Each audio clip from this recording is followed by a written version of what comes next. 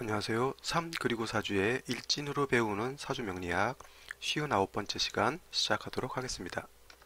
자, 오늘은 양력으로 2019년 1월 4일이고요. 음력으로는 2018년 11월 29일입니다. 오늘의 명식 무술년 갑자월 신축 1에 해당이 되고 오늘 일진은 신축이 됩니다. 오늘의 명식을 보면 신금일간이 자월에 태어났죠. 자, 어저께는 신금이 아니라 경금이 자월에 태어난 날이었고 오늘은 신금입니다. 그래서 뭐 경금과 신금 같은 금이니까 뭐 비슷하겠지.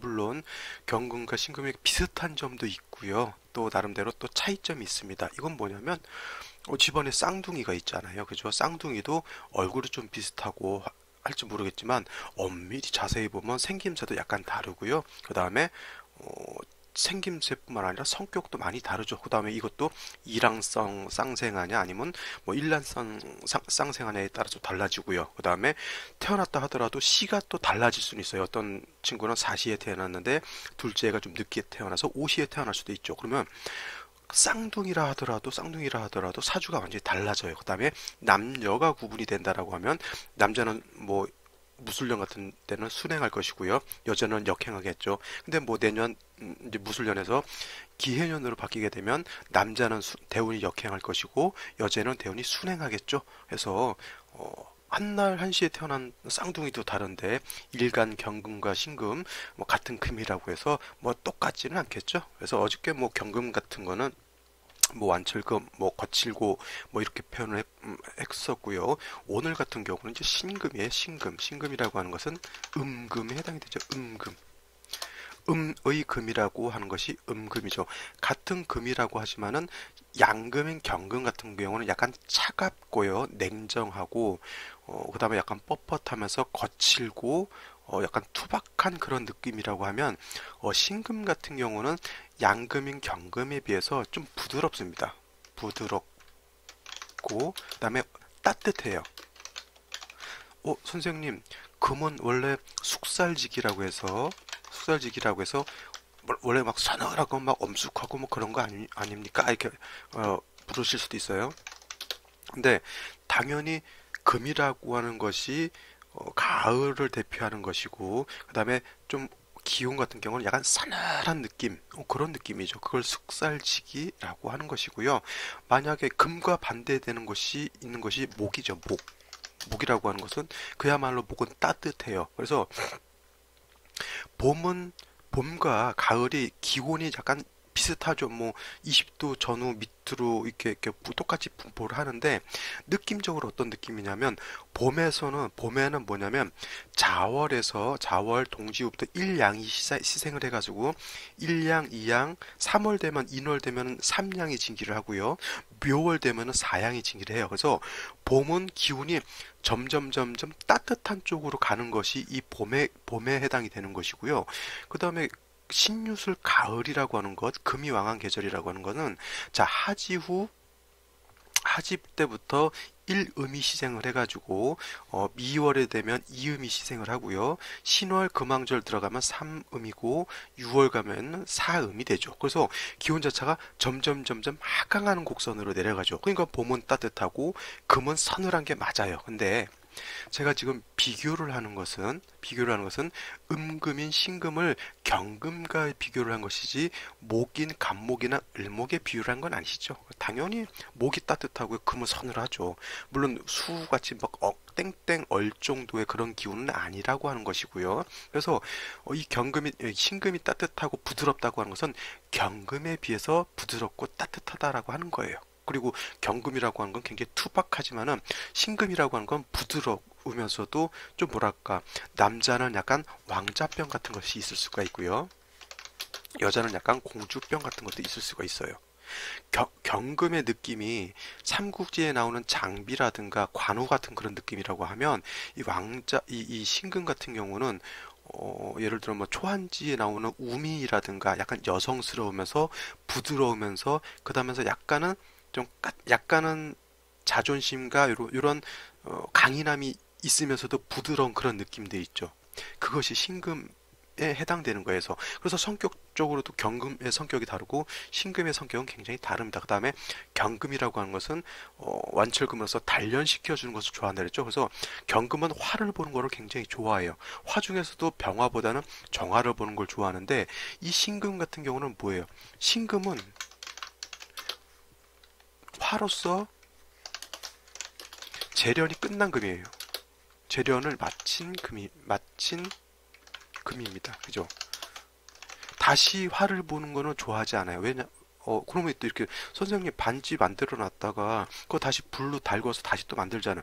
물론 그거 그렇게 할 수도 있죠. 반지, 뭐, 금반지, 은반지, 뭐, 이런 것들 다 이렇게 만들 수는 있는데, 그거를 다시 만든다라고 하는 것은 신금으로서의 용도가 아니라, 그건 다시 이제, 신금과 같은 주옥으로서의 역할은 다 끝났기 때문에 새로운 기물을 만들어야 되는 것이기 때문에, 그때는 신금이라 하더라도 용도는 경금과 같죠. 다시 불로 해서 재련을 맞춰져서 나오는 다시 반지라든가 이런 것은 다시 신금화 될 수가 있지만은, 경금과 같이 이렇게 신금이라고 하는 불로서 다스릴 수 있는 존재는 아니죠. 그래서 경금 같은 경우는 정화를 보는 걸 좋아하지만은, 신금 같은 경우는 정화 보는 것을 아주 싫어해요. 신금은 신금 입장에서 정화라고 하는 건 칠살에 해당이 되죠. 마치 이 신금 옆에 이렇게 해서 설명을 드릴까요? 마치 이 신금 옆에 정화가 있다라고 하는 것은 뭐냐면, 여러분 반지를 옆에다 놓고 가스 토치 있잖아요. 그걸 갖다 이게 지진다고 생각해 보세요. 그러면 그 여러분 반지를 갖다 다른 사람이 그렇게 놓고 되게 마음이 안 좋을 거 아니에요. 신금 입장이 바로 그거예요. 내가 주옥이라든가 반지인데 옆에서 뜨거운 토치불이 있는 거하고 똑같아요. 그 다음에 이 신금이라고 하는 금이라고 하는 것은 특히 사람의 인체로 놓고 봤을 때는 뭐 폐, 대장도 해당이 되지만은, 이건 혈액도 해당이 되는 거고요. 그 다음에 우리 피부 있죠. 피부도 해당이 돼요. 피부. 그러니까 여러분 물론 뭐 연세 드신 분이나 또 찜질방 같은 거 이거 좋아하는 사람들, 뜨거운데 이렇게 들어가는 거 좋아하는 사람도 있겠지만은, 이 신금일간들이 화가 이렇게 첩신되어 있어서 신금일간이 이렇게 약한 경우에 너무 찜질 같은 거 오래 하면 피부가 상할 수가 있어요. 피부가 이 금에 해당이 돼서 그렇습니다. 특히 신금일간들은 더 그렇겠죠. 그래서 이 정화 보는 것은 그렇게 썩 하지 않는다라고 하는 거 반드시 명심을 해 두셔야 되고요. 만약에 정화가 있다라고 하면 반드시 개수라든가, 그죠? 개수나 또는 임수 같은 게 있어서, 이 칠사를 제해야 돼요. 개수로 제하게 되면은 요건 식신제살이 될 것이고요. 임수로 제하게 되면 요건 상관제살이 되겠죠. 아니면 이렇게 놓고 볼 수도 있어요. 정화가 거기에 있지 않고 원령 뺀다라고 하면 정화가 이렇게 올 수도 있죠. 그죠? 이렇게 오게 되면 이건 제살이라기보다는 상관 합해서 묶어버리는 거죠. 임수가 떨어져 있으면 사람 이런 거를 좀 많이 좀 헷갈리시는 분들이 있는데, 잘 보세요. 이렇게 있으면 이건 정임이 합하지 않습니다. 이거를 정임 합한다고 해서 목으로 보면 사주를 잘못 보게 되는 거예요. 아시겠어요? 이렇게 돼 있으면은 이거는 합하지 않고요. 임수가 얘를 제하려고 하겠죠. 그죠? 근데 이게 이렇게 바로 첩신되어 있으면, 이렇게 바로 붙어 있는 것을 첩신이라고 하는 거예요. 첩신. 이렇게 바로 첩신되어 있으면 얘네 둘은 합하려고 그래요. 그래서 정과 임이 이렇게 합을 하게 되어 있는데, 이것도 정임 합목이 되는 게 아니에요.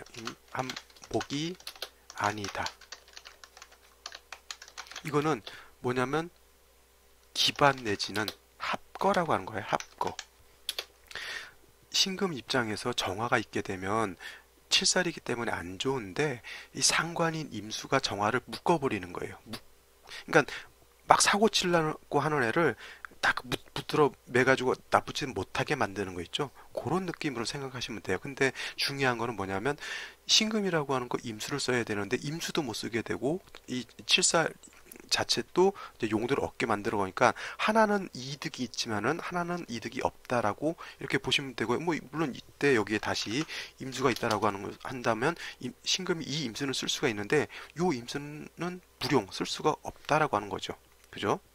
이렇게 위치에 따라서 합하느냐 합하지 않느냐, 그 다음에 정임 합이 돼서 목으로 화하느냐 화하지 않느냐 이런 거 보는 게 사주 볼 때 굉장히 좀 어렵고도 힘든 겁니다. 이거를 뭐 사주 격으로 놓고 치면 정임합 이런 거로 놓고 보면 원래는 정임, 합화, 목격이라고 해서 이건 합합격이에요. 합합격인데 합합격이 이루어지는데도 다 조건이라고 하는 게 있습니다. 뭐 예를 들어서 정임합화 목격이 되려고 하면 물론 일간이 정화가 아니었기 때문에 이거는 합화목이 될 수가 없겠지만 정화라고 한다라고 하면 인월이나 묘월에 태어나서 사주 전반이 목으로 화했을 때 정임합화해서 목으로 화하지만은 오늘 같은 경우 예를 들어서 자월이다 할 때는 이 합합 목격이 절대 될 수가 없겠죠. 물론 정화가 좌위에 올라올 수도 없겠지만 이거는 이제 예를 드는 것이기 때문에 그렇게 해서 이제 이해하시면 되겠고 합하느냐 합하지 않느냐 첩신되어 있느냐 원격되어 있느냐 이런 것도 잘 봐야 한다라고 하는 것이죠.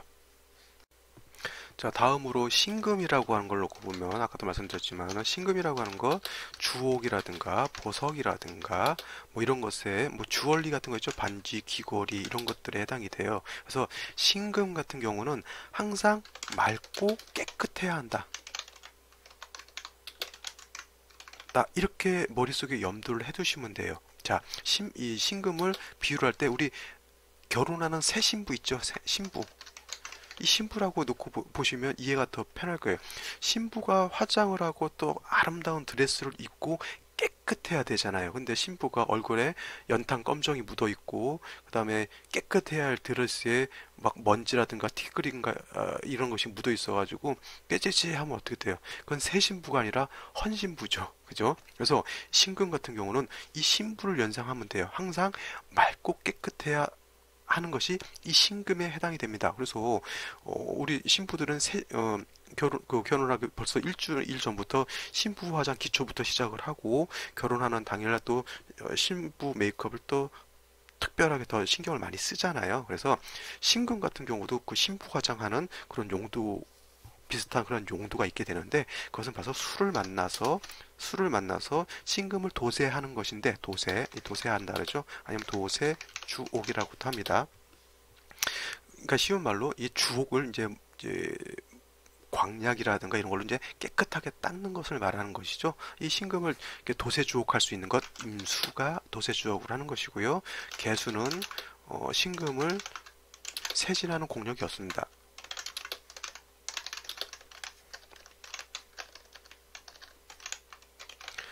선생님, 그럼 개수는 진짜 신금을 도세주옥하는 공력이 전혀 없습니까? 이렇게 물어보면요. 저는 100% 없다 이렇게 말씀을 드려요. 개수라고 하는 것의 용도는 어디에 있냐면 조후하는 용도예요. 조후하는 용도가 있어요. 그래서 뜨거운 여름인 4, 5, 미월에 화가 왕할 때는 임수로서 조후하는 것보다는 요 개수로서 기온을 시원하게 만드는 공력은 임수보단 개수가 월등하지만은 이 뭐 신금이라든가 경금을 닦고 세진하고 이런 용도는 개수보다는 임수가 더 월등하고요. 개수는 공력이 거의 없다라고 이렇게 놓고 보셔도 상관이 없습니다. 특히 겨울철에 지금 말씀드리는 이 원령이 지금 신금이 자월에 태어난 거잖아요. 그러면 신금이 자월에 태어나서 임수를 써야 되는 거잖아요. 그러면 자 이렇게 보면 될까요? 자 여기에 임수가 이렇게 투출했다라고 놓고 보면 그죠? 신금일간이 엄동설월인 자월에 태어나서 임수를 보게 되면 자 신금이라고 하는 것 추나충동을 막론하고 임수라고 하는 것이 필요한데 겨울철에 임수를 보면 어떻게 돼요? 기운이 한습해지죠. 그 다음에 한습해진다라고 하는 것은 몹시 추워지면서 모든 만물이 땡땡땡 얼게 된다라고 하는 거잖아요. 그러니까 임수를 만나서 좋은 건 뭐냐면 신부가 신부 드레스를 입고 하는 건 좋은데 너무 추운 거예요. 그죠? 너무 추우면 사람이 옹색해지죠. 아무리 이쁘게 한다 하더라도. 여러분 여성분들은 잘 이해하겠죠. 이 추운 겨울에 남자친구 만날 때 이뻐 보이기 위해서 숏커트를 입고 짧은 치마 있잖아요. 그거 입고 하이힐을 신고 밖에 이렇게 다니면 눈치 없는 남자들이 있습니다. 밖에 나가서 돌아다니자고 이렇게 얘기하면 아주 말은 못하겠고 아주 거시기 하죠. 그죠? 여자가 남자한테 잘 보이기 위해서, 내지는 남자한테 어떤 배려를 하기 위해서, 나름 그 추운 겨울에 이 살신성인하는 그런 느낌 아닙니까? 짧은 치마에 그 힐을 신고 다니는 거, 이거 굉장히 어렵잖아요. 미끄러질 수도 있고. 근데 이 남자친구가 눈치 없이 자꾸 밖으로 돌아다니자고 하면 아주 난감해집니다. 이럴 때는 항상 남자분들이 항상 따뜻한 커피숍을 간다든가, 항상 체온을 유지해 줄 수 있는 그런 쪽으로 생각을 하셔야지. 밖에 뭐 구경 나가자 그러면 절대 안 되겠죠. 자, 신금이 자월에 태어나서 임수를 본다라고 하는 게 바로 그런 느낌이에요. 그러니까 반드시 임수를 쓰는 건 좋은데 한습해지기 때문에 반드시 뭐가 따라줘야 되냐면 병화라고 하는 것이 같이 따라줘야 되는 거예요. 자, 지금 제가 병화를 말씀드렸지만 물론 정화가 있는 것도 상관은 없겠죠. 근데 이 정화가 있다라고 하는 것, 한겨울에 해자축월에, 이건 조후하는 용도거든요. 조후하는 기온을 따뜻하게 하는 용도죠. 사오미열의 조후의 용도는 개수에 있는 것이고요. 그 다음에 해자축월 겨울의 조후의 용도는 병화에 있습니다. 물론 해자축월의 정화도 조후하는 공력이 있지만은 병화에 비해서 월등히 공력이 떨어지게 되는 거고요. 그 다음에 여름인 사오미열의 임수도 조후하는 공력이 없지 않아요. 자, 충분히 비가 내리면 세상 만물을 시원하게 만들어 줄 수가 있는데, 비는 오지 않았다 하더라도 강 옆에 있다든가 아니면 바닷가 근처는 그나마 좀 시원하죠. 근데 범위가 바닷가 근처 내지는 강가 근처만 시원한 것이지, 그렇지 않고 저 도심지 같은 데는 비가 와야 되는 것이죠. 그 내리는 비를 개수라고 놓고 보면, 임수라고 하는 것은 뭐냐면 강호수와 같은 거예요. 신금 입장에서 임수라고 하는 것은 흐르는 물과 같은 것이죠. 그래서 신금을 닦는 데는 개수보다 임수가 좋은 것이고, 조우의 용도는 임수보다 개수가 좋은 겁니다. 그래서 신금이 자월에 태어났을 때 임수는 반드시 일간인 신금을 위해서 반드시 필요한 것이고요. 그 다음에 병화라서 조우한다라고 하는 것은 뭐냐면 신금도 따뜻하게 만들 수 있고 물도 따뜻하게 해줄 수 있게 되면 사주 전반적으로 따뜻하게 되니까 전체적으로 온기가 있게 되면 그 범위 안에 있는 모든 만물들이 다 살아갈 수 있는 여건이 될 수가 있죠. 그래야 또 생이도 얻게 되는 겁니다. 그렇죠. 해서 해자축월에는 반드시 부득이 병화가 없을 땐 정화가 있어야 되는 거고요. 사오미월에는 개수가 없을 땐 부득이 임수라도 있어야 조우가 이루어진다라고 하는 것 꼭 명심해 주시고요. 인월이 그 뭐 봄이나 가을에는 크게 뭐 조우에 관련된 것이 없습니다. 물론 이제 인월이나 묘월에도 화국이 형성될 수가 있고요. 신월이나 유월에도 수국이 형성되면 추워질 수는 있지만 한겨울같이 춥지 않고요. 한여름같이 덥진 않아요. 그래서 아무리 그때 조우를 한다 하더라도 공력 차이는 뭐 크게 크지 않다라고 하는 것 이렇게 이해해 주시고, 그 다음에 자월이라고 하는 개념, 신월이라고 하는 개념 지금 말씀드렸고요. 그 다음에 신금과 경금의 차이 말씀드렸습니다. 그 다음에 신금이라고 하는 것, 춘하 추동을 막론하고 임수가 필요한데, 그 다음에 자월, 요번 달 같은 자월 같은 경우에 임수는 있어야 되지만 이 임수가 더 큰 공력을 발휘하기 위해서는 병화가 있어서 조우를 해야 된다라고 하는 개념, 이렇게 정의하시면 되겠죠. 이해되시겠죠? 자, 다시 명식을 보면 신금일간이 엄동설 아닌 자월에 태어났죠. 자, 일지를 놓고 보면 축토를 보고 있습니다. 축토라고 하는 것 신금 입장에서 보면은 편인에 해당이 되죠. 자, 예전에 어떤 분이 저한테 질문하신 게 양간은 양간으로 생각하는 것이 좋고 음간은 음간으로 생각하는 것이 좋다, 이렇게 말씀을 해주신 분이 있었어요. 이거를 제가 이제 양생양 음생음이라고 이렇게 설명을 이제 드렸는데, 양생양 음생음이라고 하는 건 뭐냐면 양간은 좀 거칠고 좀 큰 개념이잖아요. 그래서 예를 들면 이런 거죠. 아들 같은 경우는 양간이죠. 따지고 보면. 그래서 아들 같은 경우는 같은 양간으로에 해당되는 아버지가 약간 좀 힘있게 약간 거칠게도 대할 수도 있죠. 그래서 좀 양간은 남자답게 키우는 것이, 그래서 군대도 이제 가게 되죠. 그래서 양간은 좀 이렇게 좀 거칠게 있게 교육할 수도 있는 것이 더 좋을 것이고요. 근데 음간 같은 경우가 딸 있잖아요. 이 딸을 또 강하게 키우겠다고 해서 또 거칠게 막 땅바닥에 막 굴리고 군대 보내고 이러면 음간으로서의 이제 용도는 좀 떨어지겠죠. 남자는 좀 남자다워야 되는 것이고, 여자는 여자 담는 것이 좀 좋겠죠. 그게 음양의 이치겠죠. 물론 요즘은 남자들도 꽃미남 무슨 해가지고 화장도 하고 다니고 메이크업도 하고 다니고 성격 자체가 여성스러워지는 어떤 것도 있고, 또 여자는 반대로 커리어 우먼이 돼야 된다. 여자도 나름대로 능력이 있어야 된다. 그래서 옛날에는 일부 종사 한 가문 안에 들어가서 그냥 이렇게 삼종지도 뭐 이런 룰이 있었을 때가 있었어요. 근데 지금 그런 세대가 아니죠.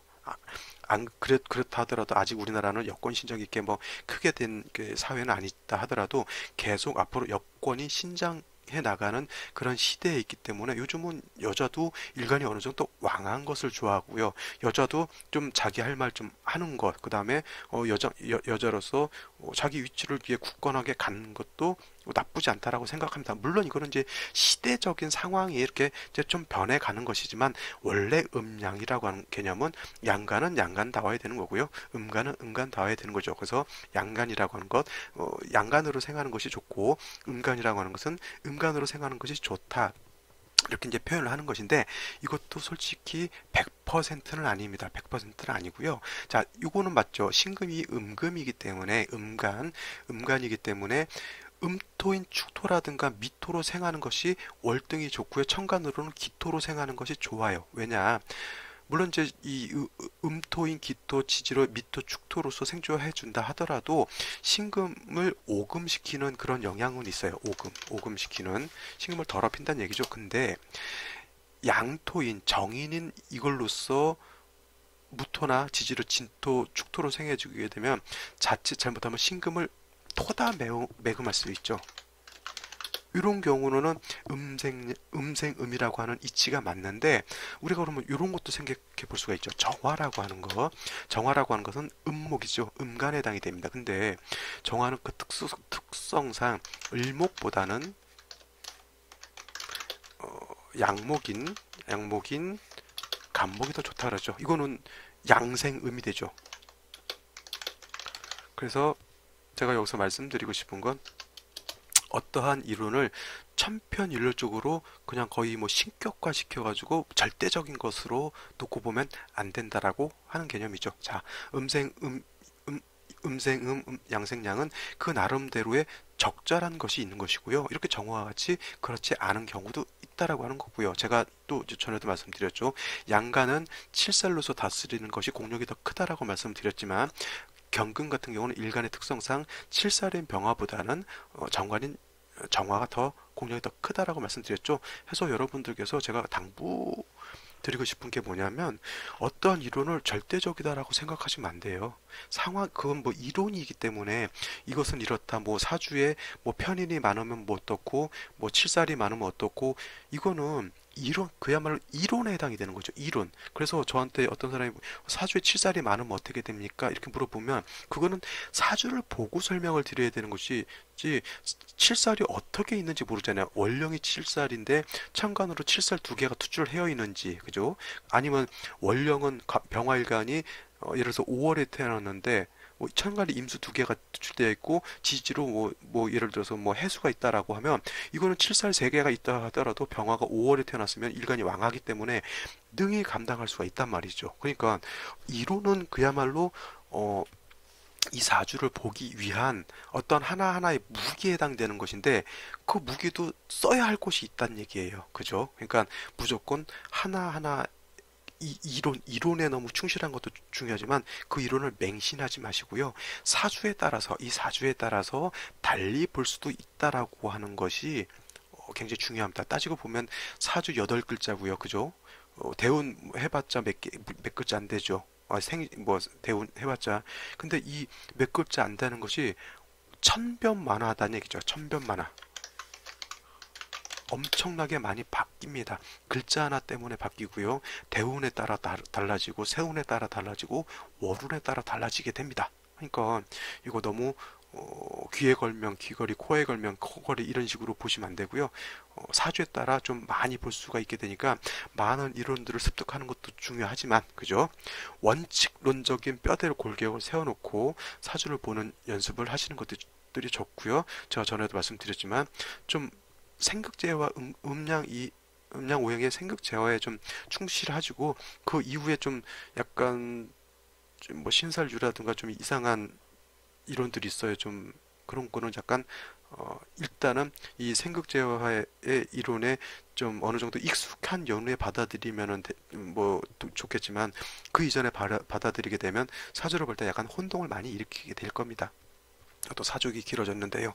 자, 요거 신축하다 말았죠. 자, 이거는 물론 신금이 축토를 보는 건 좋지만은 원래 신금이 자월에 태어나면 사지에 해당이 되니까 약하죠. 그래서 축토를 보게 되면 생조를 받습니다. 그다음에 신금이라고 하는 건 축에 뿌리를 둘 수 있죠. 뿌리를 둔다라고 하는 건 통근한다라고 하는 개념이고요. 그래서 음금인 신금은 음토로서 생해 주는 것이 좋고 이 양토는 약한 신금을 매금시켜 주죠. 그래서 무술토라고 하는 것 크게 용도가 좀 떨어질 것 같아요. 그 다음에 근데 다행히 간목이라고 하는 것이 있어서 이 왕토가 신금을 매금시켜 주는 것을 약간 통제는 하고 있죠. 자, 그 다음에 신축 일주가 되는데 월령이 자수잖아요. 원래 요거 자축 육합 지지 육합을 보게 되면 자축 합 토가 되죠. 자, 원래는 원칙적으로 자축 합토입니다. 근데 금방도 말씀드렸지만 무조건 자축 합도로 볼 것이 아니라 사주에 따라 달라질 수도 있다는 얘기죠. 요거 내려가서 한번 볼까요?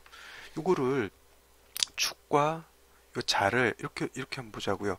자, 방합이라고 하는 것은 해자 축 북방수에 해당이 되죠. 그래서 이 해자축이 다 있으면 완전한 북방을 이루게 돼서 수가 굉장히 왕한 걸로 놓고 볼 수가 있는데 이 글자 중에 한두 자 정도 빠질 수가 있죠. 자축이 있다든가 뭐 해축이 있다든가 아니면 해자가 있어도 요거는 완전한 삼합은 아니다 하더라도 준삼합은 될 수가 있겠죠. 그래서 이런 경우도 수가 왕한 걸로 놓고 볼 수 있는데 절대적으로 삼합은 글자 중 하나는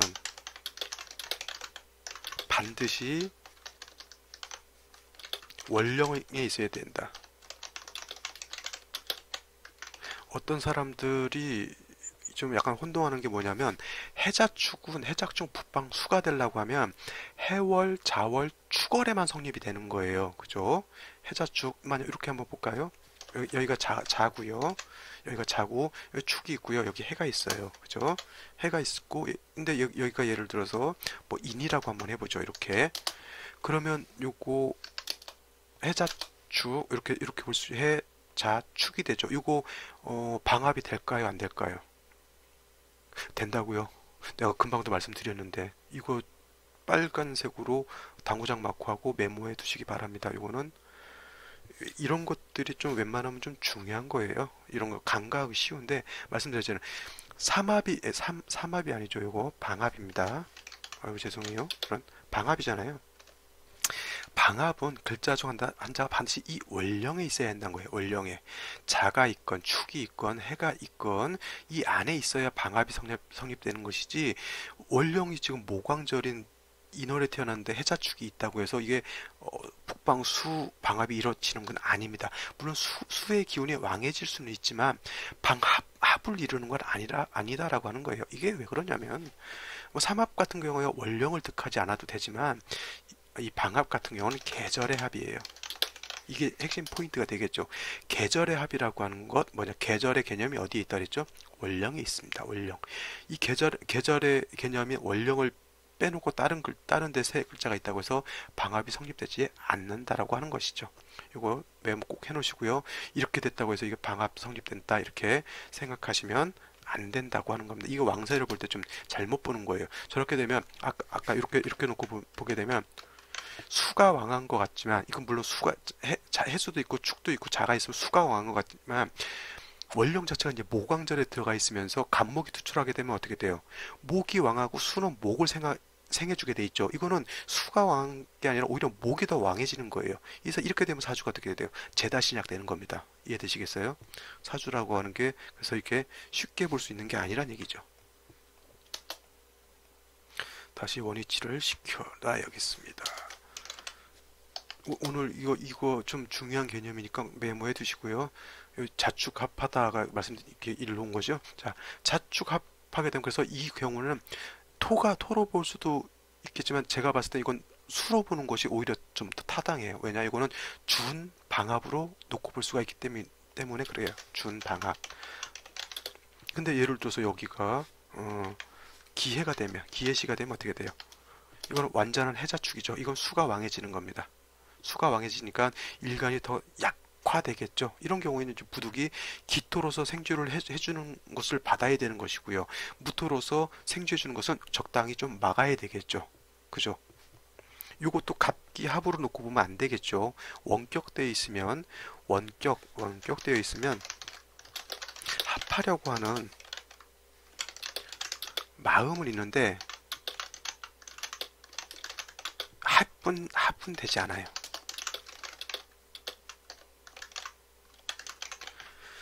로미오와 줄리엣이 있으면 같은 공간 같은 장소에 있으면 서로 뭐 연애도 할 수 있고 뽀뽀도 할 수 있고 뭐 그냥 서로에게 좀 애정어린 눈빛도 뿅뿅뿅 쏠 수도 있겠지만은 떨어져 있으면 로미오는 로미오의 집에 있고 줄리엣은 줄리엣 집에 있으면 마음만 왔다 갔다 하는 거지 합할 수가 없어요. 그죠? 그러니까 얘는 어떻게 돼? 얘하고 합분하고 싶지만 그죠? 얘를 매금시키는 무토를 좀 제어해주는 쪽으로 마음을 더 많이 쓰겠죠. 그죠? 목이라고 하는 존재 목적은 그거잖아요. 그죠? 토를 제한하는 목적도 있고 그 다음에 화를 사용하는 목적도 있죠. 그죠? 이런 경우에는 목을 제한하는 용도가 더 커지겠죠. 네, 기해시가 되면 수국이 형성되는데 지지로 방압이 형성돼서 문제는 뭐냐면 화기가 없다라고 하는 것이 가장 큰 문제가 되겠죠. 물론 술중정화 있긴 한데 수가 왕하면 술중정화는 밖에 못 나옵니다. 무서워가지고 언제 이 해자축 북방수가 정화 나오면 이렇게 언제 극할지 모르죠. 무서워서 나올 수가 없죠. 그죠? 이왕 시를 본 김에 이제 시를 한번 봐보죠. 뭐 무자시가 되면은 자, 이것도 자축, 이건 이제 수로 놓고 보는 게 맞겠죠. 지지로 수국인데, 위로 이제 토가 투출하게 되면, 수가 이제 토 때문에 이제 드러나지 못하겠죠. 쉬운 말로 범람이라든가 이런 거는 할 수가 없는데, 신금 입장에서 놓고 보면, 수가 왕한 것을 제어해줘서 좋을 것 같긴 한데, 이게 무토가 두 개가 이렇게 투출하게 되면, 물론 얘가 얘를 막을 수는 있겠지만, 얘까지 제어하는 데는 공력이 좀 떨어지겠죠. 왜냐, 간목이 뿌리가 하나도 없잖아요. 그죠? 솔직히 쉬운 말로 이걸 불호라 그래요. 불호.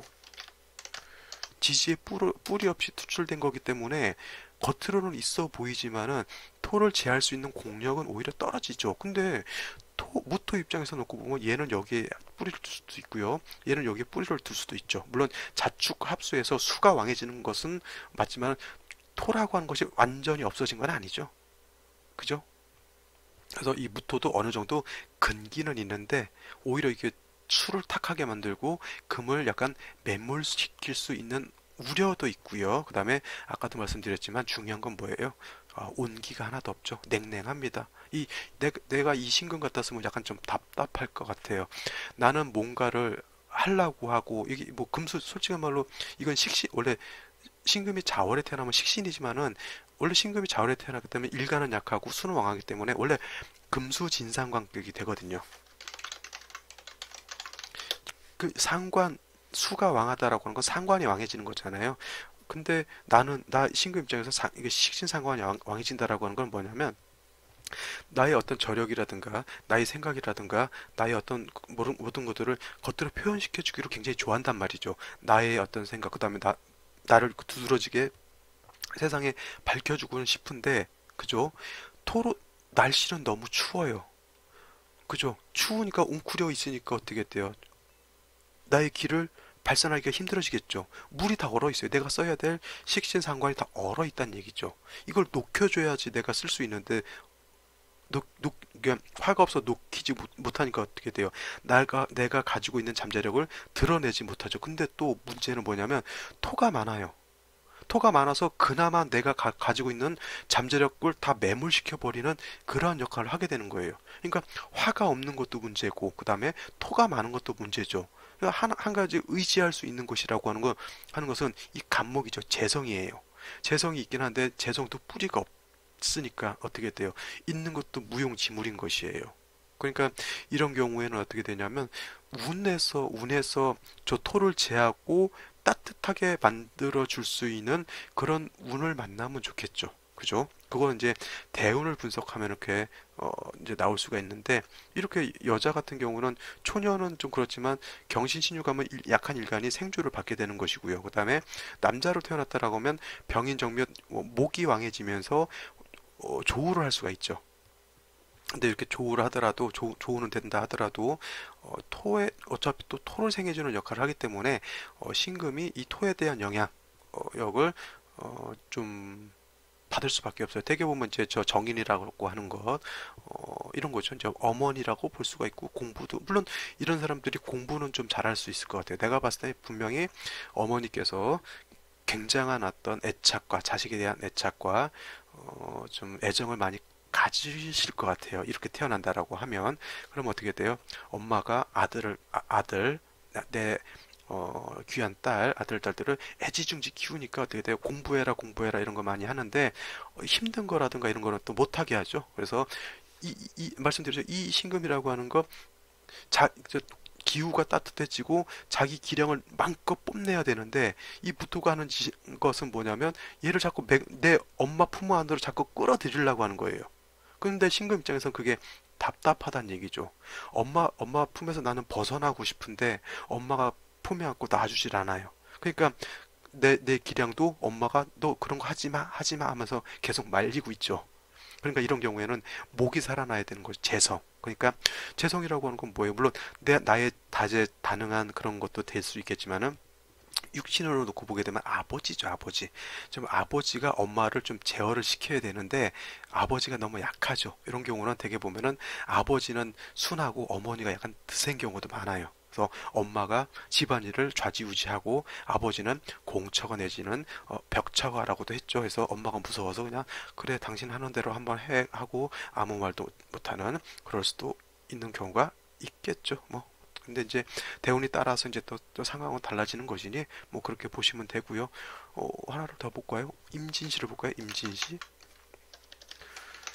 자, 임진시 같은 경우 아까 말씀드렸습니다. 신금이라고 하는 것, 해자 축월을 막론하고 임수를 부어서 도세주옥하는 것은 좋은데 다시 또 이 토가 왕해지는 것은 또 문제가 됩니다. 그죠? 물론 이런 경우 자축합 토가 아니라 수로 본다 하더라도 이거는 봐보세요. 지지 자수 하나 빼고는 다 토예요. 그죠? 그러면 뭐가 문제냐면은 상관을 써야 되는데 토가 이제 너무 왕해지게 되면은 임수를 또 제하려고 하는 그런 것도 있어요. 그래서 이런 경우는 임수가 목을 생해서 이 토를 제해 줘야 하는 그런 국세가 되는 거죠. 아까 하고도 좀 무자시하고도 좀 비슷하긴 하죠. 근데 이거는 이제 상관이 드러났기 때문에 신금 입장에서 좀 토에 억눌려 있는 듯한 그런 느낌은 없어요. 왜냐하면 상관이 투출했기 때문에. 그래도 이 인성이 병이 되는 건 맞죠. 근데 요 간목이라고 하는 거 아까 무자시에 비해서는 지지로 뿌리가 없었는데 진에는 통근할 수가 있겠죠. 그죠? 그래서 목이 어느 정도 세력을 얻게 되고 수의 생주를 받게 되니까 요 토를 어느 정도는 제어를 할 수 있을 거예요. 근데 속 마음에는 인성이 너무 왕하죠. 겉으로는 그런다 하더라도 영향력은 토의 영향력을 많이 받게 되는데 역시나 임진시가 된다 하더라도 문제가 뭡니까?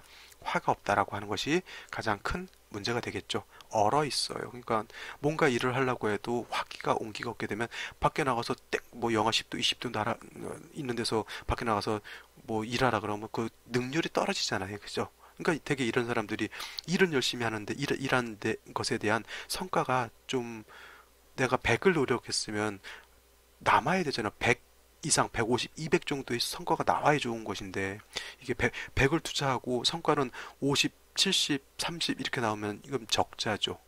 근데 이제 이런 경우가 이제 화운을 만나게 되면 그때 발복하는 것이죠. 그러니까 초년에는 좀 힘들다 하더라도 이후에 이제 나이 들어서 중반, 장년, 중년 이렇게 가면서부터 좀 발전할 수 있다라고 하는 그런 뉘앙스는 있게 되죠. 제가 봤을 때는 무자시보다는 임진시가 좀 더 나아 보이긴 하는데 그거는 이제 보는 사람에 따라서 달라지겠죠. 그렇다고 해서 뭐 겁나게 좋은 생시다 뭐 이렇게 놓고 볼 수도 놓고 보기는 어렵겠죠. 왜냐하면 사주에 토가 좀 많은 거는 큰 흠이 될 수도 있고요. 나머지 생시들도 한번 더 살펴보시는데 눈에 콱 띄는 생시가 하나 보이네요. 이 무술시 되면 안 좋겠죠. 이 제가 오늘의 명식 중에서 가장 좀 이거는 좀 피해갔으면 하는 생시가 요 무술시입니다. 이거는 토 매금된 것을 평생 갖고 살아가야 돼, 이거는. 그래서 좀 무술씨는 뭐 이 강의를 통해서 뭐 좀 출산 태기라는데 도움을 받고자 하시는 분들도 뭐 있으실지 모르겠지만, 저는 이거 무술씨는 만약에 내가 태기를 한다라고 하면 이 무술씨는 절대 잡지 않을 것 같아요. 그죠? 오히려 정유시가 나을 수도 있어요. 정유시가 되면 유축 회금하잖아요. 그러면 일간이 이렇게 생주를 얻게 되고, 그죠? 물론 정화가 있는 것 좋지 않습니다. 그러니까 어떤 생시가 진짜 막 100% 좋은 생시가를 만나기가 굉장히 어렵죠. 뭐 하나가 좋으면 어느 하나가 좀 딸리게 되고, 또 그쪽을 좀 좋은 쪽으로 맞추려고 하면 이쪽이 좀 그렇죠. 그래서 사주팔자 100% 좋은 사주 만나기 어렵고요. 그 다음에 생시, 대운도 거기에 또 호응을 해줘야 되는데 그것도 많이 어려워요. 그래서 운칠기삼이라는 말이 있죠. 운칠기삼. 운칠기삼이 맞나요? 운이 좋은 것보다는 사주 좋은 것보다 운 좋은 게 좋다고. 좀 사주에서 약간은 좀 미흡하다 하더라도 운에서 보충해 주게 되면 그 사주에서 부족한 거는 만회할 수가 있는데, 사주 는 좀 괜찮은데 운이 좀 막 한 2, 30년 안 좋게 간다. 특히 초년에. 초년 20대, 30대, 40대가 가장 중요하잖아요. 그죠? 10대 때야 뭐 그래도 부모님 곁에 있으니까. 근데 이때 한창 공부하고 대학 가고 사회 진출하고 해야 되는데 10대, 20대, 30대가 안 좋으면, 물론 그 후에도 뭐 사주가 좋으면 발복할 수가 있겠지만은 초년 2, 30년이 좋으면 아무래도 사주 국세가 좀 더 큰 쪽으로 바뀌겠죠. 초년에 좋으면 좀 아무래도 좋은 직장이라든가 뭐 공부를 할 때도 좀 양질의 공부를 많이 해서 좋은 쪽으로 좀 풀릴 수가 있는데, 초년에 고생 많이 했는데 뭐 중년에 좋으면 이제 뭐 신상이 좀 좋아지는 쪽으로 갈 수도 있고, 물론 다 그렇다는 건 아니지만은 뭐 그런 것도 사주를 보실 때 생각해 보시고요. 중요한 거는 임상해 보는 겁니다. 이 사주가 초년에 안 좋았는데 중반에 좋아지긴 했는데 어떤 식으로 좋아졌는가, 뭐 사람에 따라서 그거 달라지겠지만은 그런 것도 한번 살펴보시는 것도 도움이 될 것 같고요. 저는 오늘 여기까지 하고 내일 또 찾아뵙도록 하겠습니다. 오늘 긴 강의 들으시느라고 고생 많으셨고요. 뭐 강의 내용 좋은 점 있으셨다면 하트 도장, 구독 같은 거 해주시면 더 좋겠고요. 아무튼 고생 많으셨습니다. 저는 내일 또 찾아뵙도록 하겠습니다. 감사합니다.